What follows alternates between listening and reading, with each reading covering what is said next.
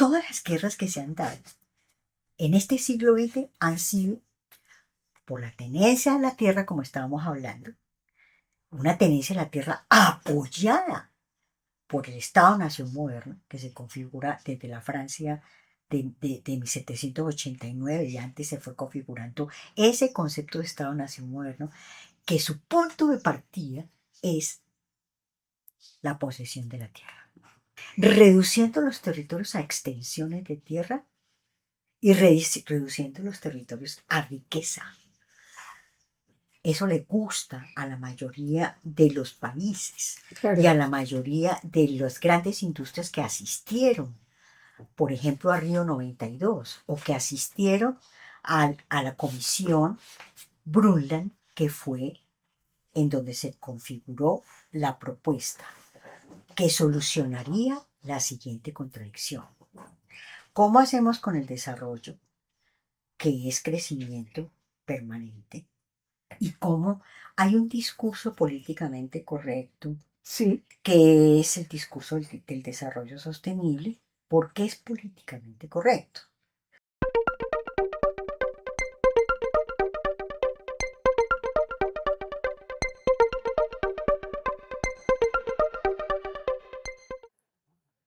maestra Patricia Noguera, en la sede de la Universidad Nacional de Colombia, Manizales, en su espléndido recinto de pensamiento, de trabajos, de libros, de vida, de honores, de liconias, de gatas hermosas, perritos, de lugares de estudio. ¿Cómo está? Muy bien, Estelita, muy contenta de estar aquí en esta hermosa cátedra que, que me parece absolutamente pertinente en estos tiempos tan convulsos, ¿no? Y creo que este es un acierto inmenso de la Universidad Nacional de Colombia y de la Facultad de Ingeniería, crear esta cátedra, pues que esta vez la cátedra Julio Garavito esté hospedando esta hermosa cátedra, ¿no es cierto?, sobre el legado de García Márquez para la educación superior. Entonces me parece, primero que todo, un acierto. Segundo, me siento muy honrada de la invitación y pues espero poder tener contigo y con todos ustedes una conversación muy, muy importante sobre el tema con- que nos concita hoy, que es esto del pensamiento ambiental que venimos construyendo en América Latina y aquí en la Universidad Nacional de Colombia. Maestra Patricia, ¿cómo se define ya en este tiempo y después de varias evoluciones, incluso muy silenciosas pero muy potentes? Lo ambiental, ¿qué significa lo ambiental en la vida, en el planeta y en el universo? ¿Qué significa? Decía ayer en una conversación previa que realmente lo inteligente es la vida. Claro, estamos en un momento en el cual, por ejemplo, la inteligencia artificial está ocupando un lugar muy destacado, está conmoviendo los cimientos no solamente de la educación, sino que yo diría de todas las actividades que esta sociedad moderna había venido haciendo, ¿no? De todas las prácticas cotidianas en el conocimiento, en la investigación, en las tecnologías, en la producción, en el arte, en la música. En todos los campos pareciera como que eso que llaman inteligencia artificial pues fuera a ser como el último escalón y extraordinariamente sagrado. Yo creo que la vida es sagrada, ¿no? No estoy hablando desde el punto de vista doctrinario, religioso, sino lo estoy hablando desde el punto de vista de que la vida es más un enigma que un paradigma, tanto que la vida no se ha podido definir nunca totalmente. Ha habido definiciones parciales, ha habido, ¿sí? Pero la vida no se puede definir porque es indefinible. Ella misma, porque ella misma es tan absolutamente compleja y tan absolutamente inacabada, en una permanente transformación y metamorfosis, como dice Manuel Cocha, que te digo, nada ni nadie ha podido hasta ahora llegar a tener una definición profunda, exacta y absoluta de la vida. Entonces la vida es un enigma.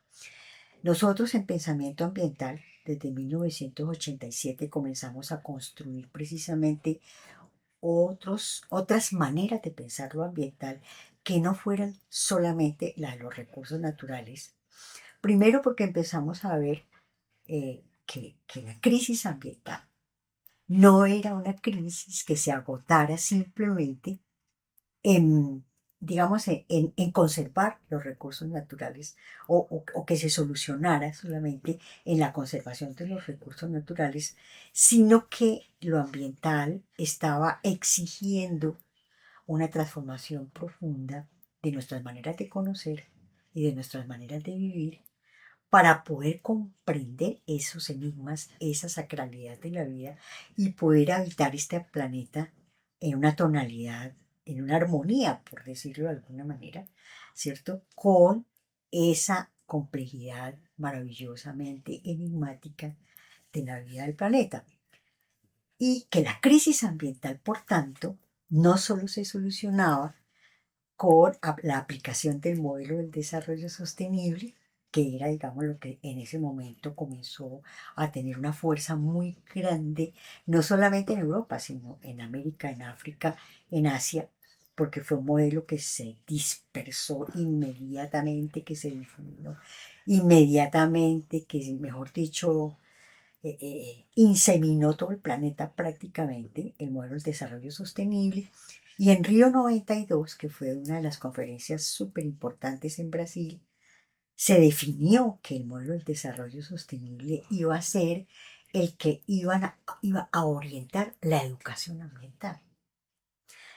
Y mientras todos, la mayoría, aplaudían por esa decisión que se había tomado en Río 92, nosotros, sí, incluso con el mismo Augusto Ángel Maya, que es un poco la persona que aquí en la Universidad Nacional de Colombia, tanto en la sede de Bogotá como en las demás sedes, llega en el año de 1985 a introducir lo ambiental como una preocupación, como una ocupación, como una nueva manera de pensarnos, como una nueva manera de habitar la tierra, como una nueva manera incluso de hacer investigación y de hacer educación, ¿sí?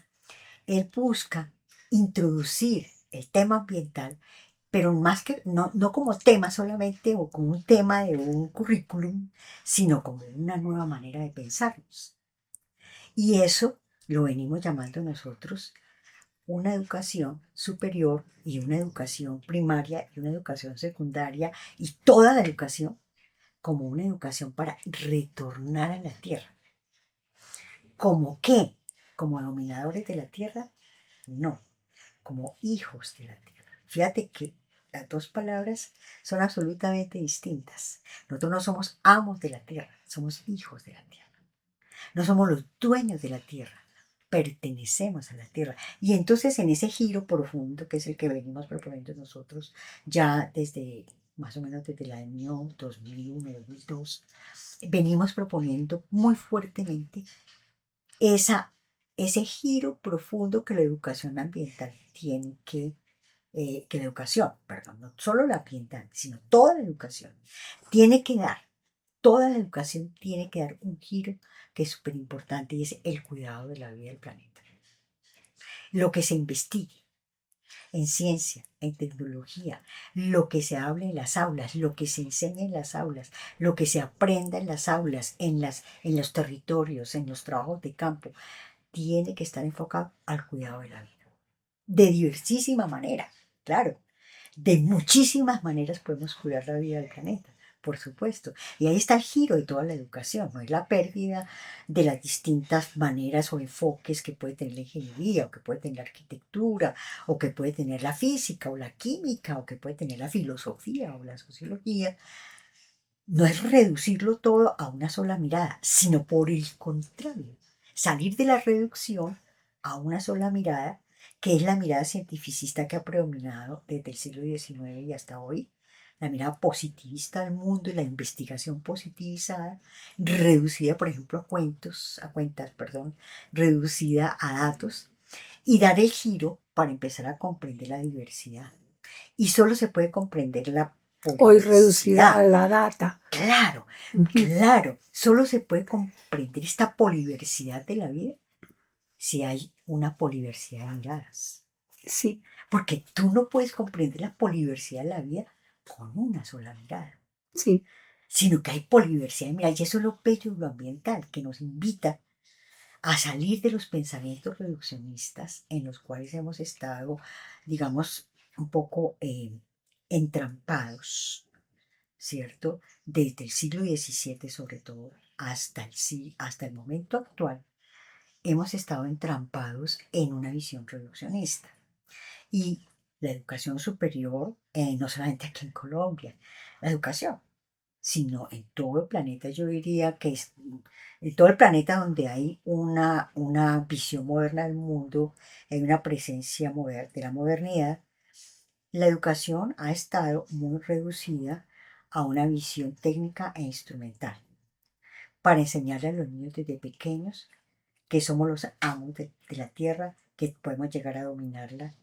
Como decía Francis Bacon en el siglo XVII, que es una cita que yo siempre planteo, decía comillas, esto es en un libro que se llama La Nueva Atlántida, de Francis Bacon, él decía, a la naturaleza como a las mujeres públicas hay que violentarlas Mm. para extraerles todos sus secretos. Que, Francis Bacon, que es el autor del Novum Organum mm, y que es tal vez uno de los que cocinaron, ¿cierto? En esa cocina del pensamiento, con muchos ingredientes, el método científico. Porque el método científico obliga a la medición y a la cuantificación de un mundo reducido a objeto de investigación. Pero ya Descartes en el mismo siglo XVII lo había planteado, cuando habló de que había un sujeto, el mundo del sujeto, que era el mundo de la razón, y el mundo del objeto, que era el mundo de las cosas, de la materialidad.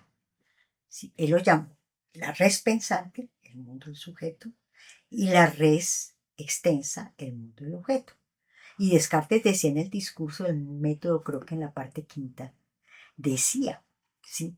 Si utilizamos adecuadamente ese sentido común que él llamaba razón, ¿no? Si utilizamos adecuadamente la razón, podemos llegar a ser amos y señores del universo. O sea que ahí está el proyecto de modernidad. ahí está, ahí Ahí está está. Muy bien. planteado. Y esa idea de dominación se había configurado desde hacía 20 siglos. Y se habían Y configurado muchas maneras se más. había Sí, configurado, pero sobre todo para este modelo civilizatorio sí, occidental se había configurado la separación originaria entre hombre y naturaleza. claro. Y esa separación que está configurada, pues se configura filosóficamente con la filosofía clásica griega, sobre todo con Platón y Aristóteles, pero también se configura míticamente con el mito de Ícaro, con el mito de Heracles y Anteo, con una serie de mitos que van a narrar esa separación y los posibles efectos de esa separación, que eso está en Ícaro, y que Augusto Ángel Maya lo describe de una manera, con una filosofía ambiental que yo pienso que es pionera de la filosofía ambiental, no solo latinoamericana, sino del mundo.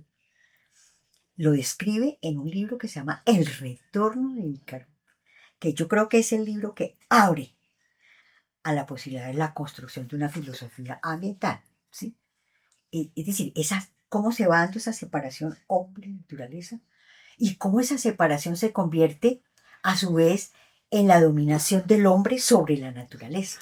Sí, Claro, para llegar 20 siglos después a la idea de que es con la razón que con la que nosotros vamos podemos a... llegar a dominar la naturaleza y el universo. Muy bien. Sí, La ficción nos abre unas puertas infinitas para narrar lo imposible. Qué lindo. Entonces, a Apolinar Moscote en Cien años de soledad le correspondió abrir esa puerta para empezar la narración eh, de las guerras partidistas que comenzaban en ese momento en Macondo por la tenencia de la tierra, ¿verdad? Señora. Eh, a Apolinar lo sacan de su casa. Apolinar pertenecía al Partido Conservador, quizá era azul de metileno, como dicen los conservadores, o lo dijeron en una época crítica de la violencia y las violencias en Colombia. Y entonces le pintan su casa de rojo y empieza la plomosera en Macondo. En muchos otros escenarios de la obra periodística, literaria, cinematográfica, ensayística, de Gabriel García Márquez, van hilándose siempre esas temáticas que nos permiten abrir esa puerta de la ficción para transitar un discurso social impresionante. Lo vuelve a hacer de una manera puntual, por ejemplo, en un escrito realmente bordado, en donde el día que iban a matar a Santiago Nazar, él se viste de blanco para esperar la bajada del obispo. El problema de la tenencia en la tierra en el Caribe colombiano, que ya estaba cooptado y comprado por los árabes, Claro. y ya funcionaban todas las estructuras políticas, y el bazar, que se llama el patio de los precios, ya estaba comprado y administrado por ellos. La política y la vida estaba Sí, ya. sí, sí. Usted eligió hablar de Santiago Nazar. Estela, ¿Por dónde va? ¿Por dónde va a ir ahora? Estela, mira, hay una cosa en Gabriel García Márquez, en lo maravilloso, en lo surrealista, Ujú. en lo mágico también, en lo narrativo, en lo realista de García Márquez, que siempre nos ha tocado el corazón a todos los que de alguna manera hemos transitado por su literatura, pero sobre todo hemos transitado por una tratando de comprender cómo ese maestro nos enseña a través no solo de sus crónicas periodísticas, sino de su obra literaria, sobre todo obra literaria. Y sus cuentos, cómo nos enseña esa conexión profunda entre, entre entre esa ambición por la dominación de la tierra que estuvo presente en todo el proceso, por ejemplo, de conquiscolonia que vivimos nosotros, ¿cierto? Nosotros ya no separamos la palabra conquista de la palabra colonia, sino que nosotros estamos hablando de conquiscolonia porque están totalmente ligadas, ¿sí?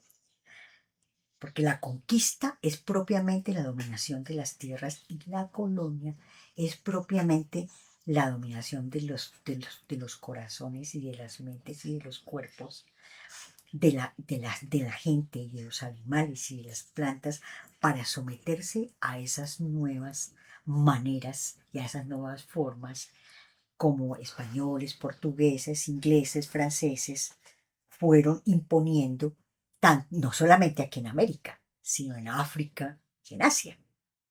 Entonces, esa conquista fue de una gran atrocidad y una de las profundas atrocidades fue querernos separar de la tierra. Fue habernos quitado la tierra como la madre que era para las comunidades originarias propias de América Yala. Porque antes de que los españoles llegaran acá, aquí había nombres. Aquí las cosas tenían nombres. Claro. Los españoles no llegaron a nombrar algo que no se podía nombrar. Sí. Y Pero por en la ejemplo, crisis de Macondo, en una de las crisis, una de las pestes es la eh, peste del olvido. sí, Claro, claro, hay que salir a nombrar las cosas. claro, perfecto. Y ¿Mm? eso, de alguna manera, esa peste del olvido está totalmente ligada con esa idea que tuvieron los españoles, los portugueses y los ingleses de hacernos olvidar nuestra propia lengua para imponernos la lengua de ellos porque ellos pensaban que esa era la lengua y que lo otro, ¿cierto? Eran sonidos guturales o qué sabe qué, pero que no llegaban a ser lengua. Y eso estuvo muy presente hasta hace unos 25 30 años, no sé. La Academia Colombiana de la Lengua y las academias, grandes academias de la lengua, jerarquizaban las lenguas.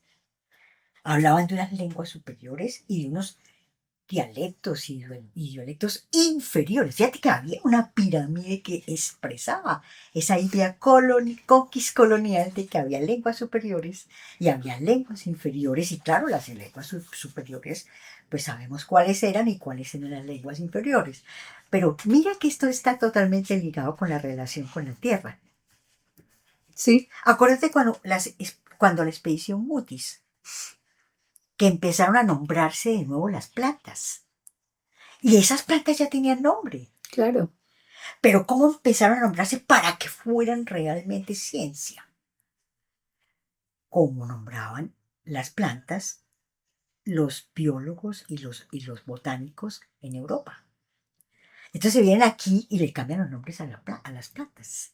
Claro. Y las plantas que aquí tenían nombres míticos, simbólicos, nombres que expresaban relación con la planta profunda, relación de sabiduría, relación de conocimiento, relación de mímesis. Porque nosotros acá nos relacionábamos con plantas y animales así. No veíamos las plantas y los animales, ni las montañas, ni las piedras, ni los ríos, ni los mares, como objetos, ni como recursos para la producción industrial. Los veíamos como cohabitantes de este planeta. Y escúchame una cosa, fíjate cómo los nombres cambiaron. Sí, y le pusieron nombres latinos, en latín, a muchas plantas y a muchos animales. ¿Sí? Tratando de acabar con todo ese tejido simbólico construido durante miles de años por los habitantes humanos de esta Via Yala, que habían nombrado las plantas de acuerdo a relaciones y de acuerdo a conexiones y de acuerdo a procesos y de acuerdo a afectaciones. Fíjate cómo ese nombre empezó a perderse esos nombres y empezaron a emerger nombres extraños que solo los españoles o los portugueses, los botánicos, los biólogos conocían. Y fíjate cómo fue la ciencia, cómo fue separándose de la relación cotidiana de nosotros con el mundo y con la naturaleza. ¿Sí es? Cuando precisamente se trataría de lo contrario. Se Claro. trataría de que cada vez más tuviéramos esa capacidad de comprender la relación profunda de nosotros los humanos con todo lo no humano. Y nosotros no entendiéndonos como seres superiores, sino entendiéndonos como cohabitantes con esas plantas, con esos animales, con esos ríos, de este planeta, simplemente comprendiéndonos no como seres superiores, sino como cohabitantes del planeta. Fíjate cómo cambia. También Iván Illich habla de la convivencialidad. Y cuando él habla de convivencialidad, lo que está diciendo es que convivimos, no solamente los humanos entre nosotros, sino convivimos con estos gatos que hay aquí, pero convivimos con estas plantas, pero convivimos con esta montaña. Y este gato, este perro, esta planta, esta montaña, son nuestros ancestros.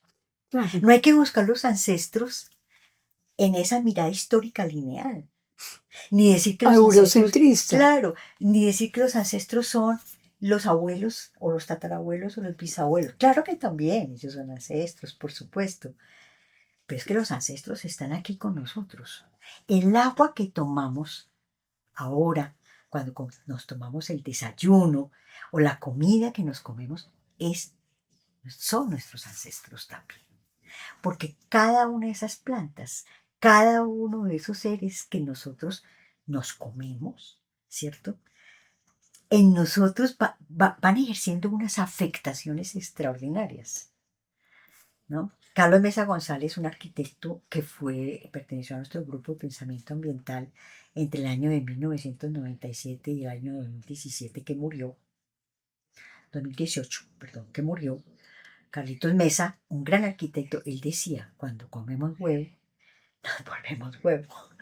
Y yo me moría de la risa cuando escuchaba eso de Carlos, pero decía, tiene toda la razón. O sea, nosotros somos los otros. Es decir, nos volvemos siempre otros, Sí, ¿sí? En esa relación maravillosa y extraordinaria, ¿sí? Que es esa relación, eh, es una relación a la que no podemos renunciar, que es la relación del nutrirnos, como dice François Julien, ¿no? Ese nutrir la vida, que es lo que hace que la vida sea vida, el nutrir. Por eso, mira, una cosa muy, muy, muy problemática que estamos viviendo hoy es la crisis alimentaria. sí. Pero la crisis alimentaria, y sé que estás haciendo un trabajo muy bello sobre eso, la crisis alimentaria se pensó que se solucionaba con la Revolución Verde, que fue la revolución que en los años 50, sí, impuso los monocultivos en el mundo. Y el monocultivo es el acto más atroz que hemos podido nosotros y que seguimos cometiendo contra la tierra. Porque el monocultivo fractura toda la poliversidad de la vida. Por eso el monocultivo erosiona, por eso el monocultivo acaba con la tierra y por eso hay que estar echando pesticidas y herbicidas permanentemente y químicos permanentemente. Pero en los años 50, después de la Segunda Guerra Mundial, que quedó una hambruna Total. absoluta, pero también los países que ganaron la guerra quedaron enriquecidos hasta la médula de los huesos. Porque tú sabes que la guerra es uno de los negocios más lucrativos que hay en el mundo. ¿Sí? La guerra. La guerra que siempre es entre humanos no humanos. Porque la bomba atómica que tiraron y que estamos celebrando precisamente los 80 años, celebrando, no, perdón, conmemorando los 80 años de la bomba atómica de Hiroshima y Nagasaki. Todavía estamos tragando radioactividad de esas bombas atómicas. Existe siempre, maestra Patricia, como se ha definido en las grandes crisis civilizatorias que ha tenido el siglo XX, que ha sido el siglo que cambió para siempre la historia de la humanidad. Y en momentos de crisis políticas, ambientales y sociales las llamamos primaveras.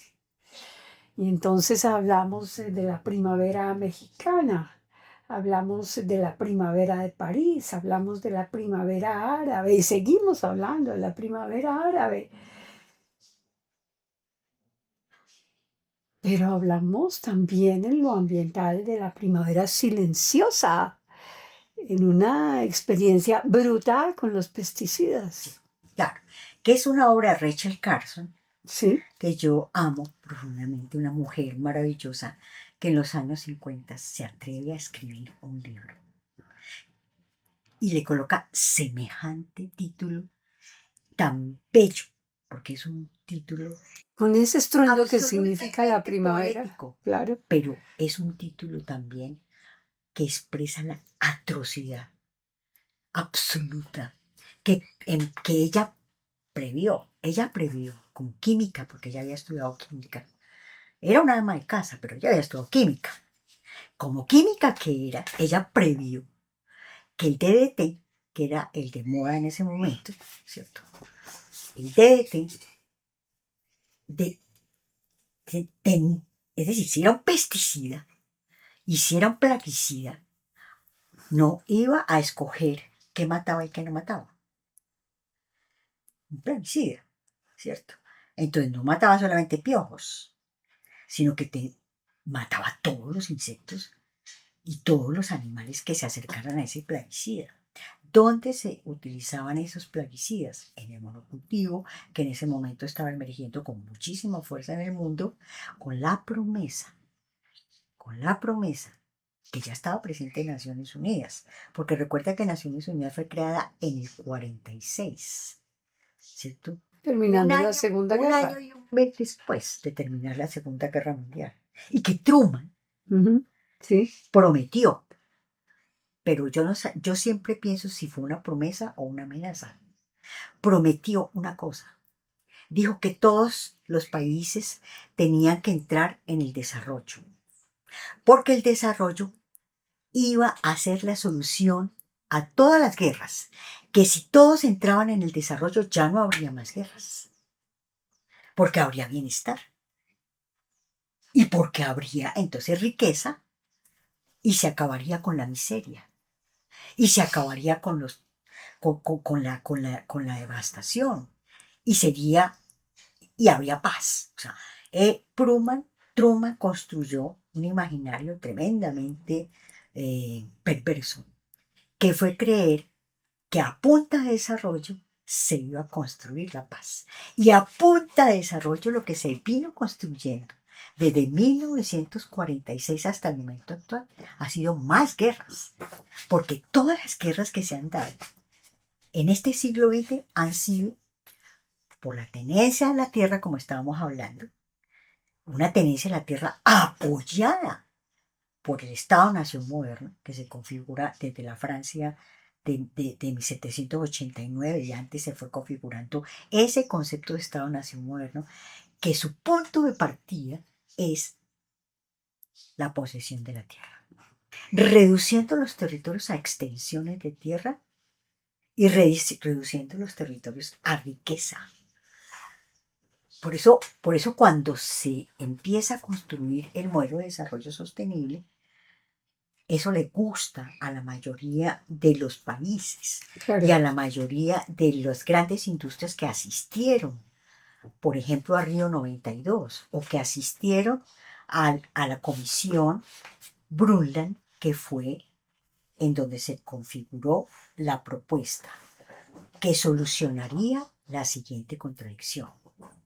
¿Cómo hacemos con el desarrollo, que es crecimiento permanente, en un planeta finito?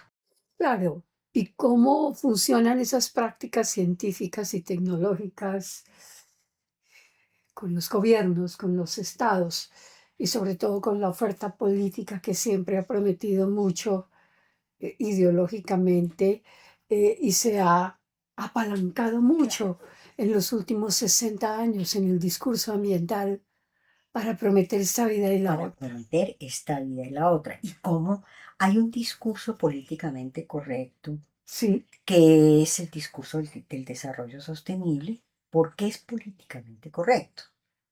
Porque piensa que en esta sociedad moderna, ¿qué político haciendo su campaña política o qué política haciendo su campaña política puede ganar cuando si, por ejemplo, empieza a ofrecer que va a haber decrecimiento, que nos vamos a poner límites en el desarrollo, que vamos a cuidar la vida del planeta y que no vamos a seguir en esa carrera de devastación buscando el enriquecimiento ilimitado, porque a eso ha llevado el desarrollo, a un enriquecimiento ilimitado? ¿Sí? Incluso, mira, uno de los grandes problemas que se ha colocado como políticamente correcto es el problema de la pobreza. Nosotros te estamos diciendo, no es la pobreza el problema, es la riqueza. Es la riqueza.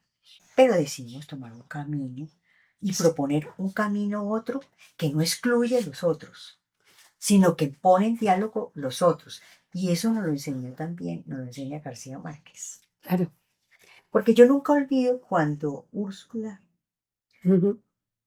Iguarán empieza, hace como una historia, son 2 o 3 párrafos en donde ella hace como una historia de ese Macondo. Cuando llegan, ¿cierto? Todos, todos tienen con qué comer. Claro. Y todos buscan comer su pez, sus cocos, las cosas pues que que había en ese ecosistema, ¿no? En ese sitio, en la costa Y atlántica. en ese bazar también, Claro, en esa estructura que trabajaron los claro, árabes en Macondo, que claro. realmente eran la clase media de Macondo. ¿No? Sí, Y todos vivían cuando llegan los partidos políticos, claro. Mm, en este caso los liberales y sí, los conservadores, sí. ¿no es cierto? Ujú. Se acaba la paz. ¿Por qué se acaba la paz? ¿Por qué la gente empieza a Porque se esconderse? destruye Porque Macondo. los van a matar Sí, por la voracidad por la tierra. sí. Pero por una tierra que ya no es vista como la madre, ni es vista como la que hay que cuidar, sino una tierra que es vista como riqueza y como punto de partida de dominio y de poder político. Claro. Sí, ves, ese ha sido uno de las puntales de nuestro pensamiento ambiental. Ujú. Porque hay una corriente del pensamiento ambiental latinoamericano que se llama las ecologías políticas. Es bellísimo. ¿Sí? Es aquello que busca controlar profundamente el Estado-Nación Claro. para sus fines. Sí, Para sus fines. ¿Y cuáles son los fines del Estado-Nación moderno? claro. Los fines del Estado-Nación moderno no son el cuidado de la vida del planeta. Los fines del Estado-Nación moderno son fundamentalmente los fines de propuestos por una economía capitalista Sí. y por un capitalismo que no es solamente economía, Ujú. sino un capitalismo que también es, y sobre todo, no solamente es la economía, sino que es también la voracidad de la riqueza. Creer que nosotros somos los dueños del planeta y podemos hacer del Ujú. planeta lo que queramos. O sea, hay un capitalismo, el capitalismo es sobre todo una cultura, un Ujú. tejido simbólico, cultura como tejido simbólico. Si tú vas y miras, por ejemplo, en la editorial de la Universidad Nacional de Colombia, todavía no existe una línea editorial, una serie que se llame Pensamiento Ambiental Latinoamericano. Ujú. Siendo que ese pensamiento ambiental latinoamericano tiene uno de sus lugares de nacimiento en la Universidad Nacional de Colombia hace 35 años. Y todavía no existe una línea, ¿cierto? No. Cuando nosotros escribimos, cuando nosotros publicamos, nos mandan a distintas líneas porque no saben en dónde colocarnos, ¿no? Porque no son ciencias naturales, tampoco son ciencias sociales. Es una conversación permanente. Nuestros discursos son una conversación permanente entre la universidad y las comunidades territoriales. No hablemos de sociedad, porque el concepto de sociedad es un concepto que se crea con la sociología moderna en el siglo XVIII. Recién se empieza a dar la revolución industrial, que tú sabes que comienza desde finales del siglo XVII, cuando John Watts crea la máquina de vapor, inspirado en Newton, que había descubierto pues una serie de leyes de la física termodinámica, ¿no es cierto? Porque recuerda que la ciencia y la tecnología siempre han estado en una relación muy profunda, la ciencia y la técnica. Bueno, entonces, a finales del siglo XVII y principios del siglo XVIII comienza a configurarse una nueva organización social, que es la gente que se va de los feudos, que se va de las villas, que se va de la ruralidad europea a las ciudades industriales que empiezan a configurarse desde principios del siglo XVIII, ¿no es cierto? Londres, por ejemplo, ¿no es cierto? Hamburgo, bueno, ciudades Sí. industriales. Empiezan a configurarse esas ciudades industriales y cómo vamos a llamar a esa gente que dejó la ruralidad, que llega a trabajar en las fábricas O traslademos eso y a configurar. a los años 70 Y en el aquí, siglo y XX, aquí lo mismo, aquí, exactamente, pero ahí comienza el y concepto de hoy. sociedad. No, pero es para contarte que ahí comienza a tener mucha Claro. fuerza el concepto de sociedad. ¿Qué es la sociedad entonces? La sociedad no son todas las organizaciones humanas. Ujú. Yo creo que hemos hecho mucho daño algunos científicos sociales, sobre todo sociólogos, al decir que una comunidad indígena es una sociedad, o al decir que es decir, no, la sociedad es la organización de estos trabajadores que rompen amarras con la tierra, con la ruralidad y se van a trabajar en las fábricas, con una promesa que venía del siglo XII. La promesa era: venid a la ciudad y seréis libres. En la Baja Edad En Media. la Baja Media, siglo XII, siglo XIII, comenzó a configurarse la ciudad. Pero la ciudad industrial ya comienza a configurarse desde el siglo XVII y XVIII. Sí, ¿Gracias a qué? A las grandes investigaciones finales del científicas. 17, Claro, 18. claro. Ujú. Entonces ahí se configura la sociedad en sentido estricto. Y la ciencia de la sociología también se configura para estudiar esa sociedad. ¿Y qué características tiene esa sociedad? Es una sociedad desterritorializada, porque ha roto amarras con la tierra, ha dejado de sembrar la tierra y de vivir de la siembra de la tierra para irse a trabajar a las fábricas. ¿Qué es lo que trabaja Marx? Recuerde que en la introducción a la economía política, en el Capital, Marx va a hablar de eso. Va a hablar de la enajenación. ¿Y qué es el concepto de enajenación? El concepto de enajenación es que ya el que trabaja en las fábricas hace algo que no usufructúa. ¿Sí? Hace algo.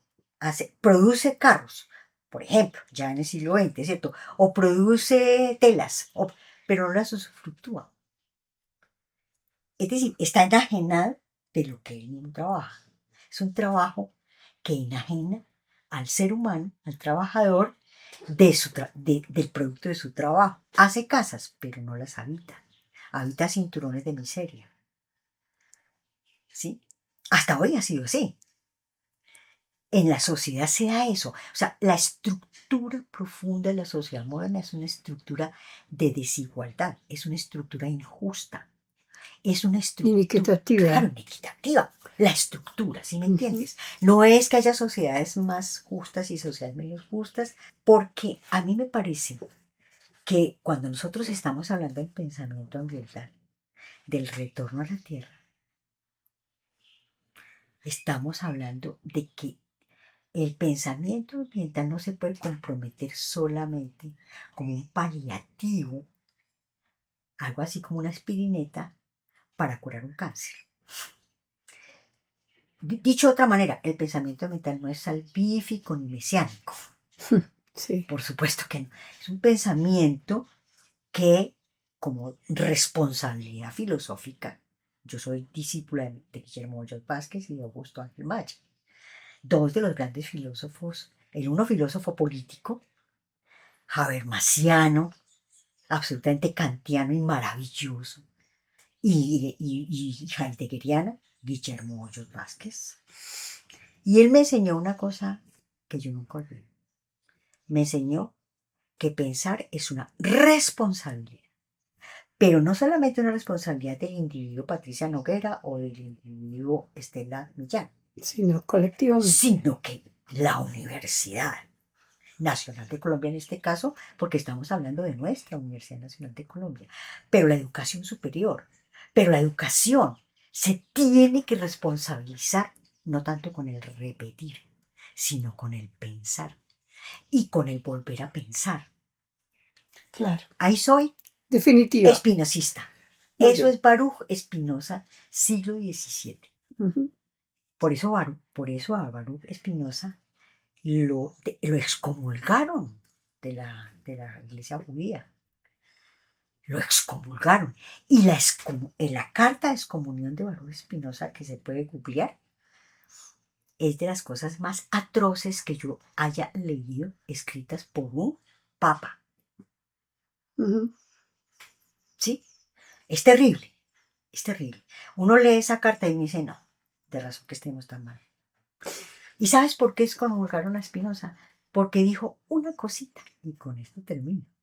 Dijo, la ética solo es posible comprenderla en la naturaleza. ¿Por qué? Porque nosotros estamos en la naturaleza, no por fuera. De la naturaleza. Mientras que Descartes estaba diciendo lo contrario, que la ética estaba en la razón, y Kant estaba diciendo lo contrario. Kant decía, la ética es racional, es un tipo de razón. La razón práctica la llamó Kant. Y era absolutamente antropocentrista y racionalcentrista. La ética para ellos es entre los humanos, pero ni siquiera entre todos los seres humanos, sino entre la humanidad europea.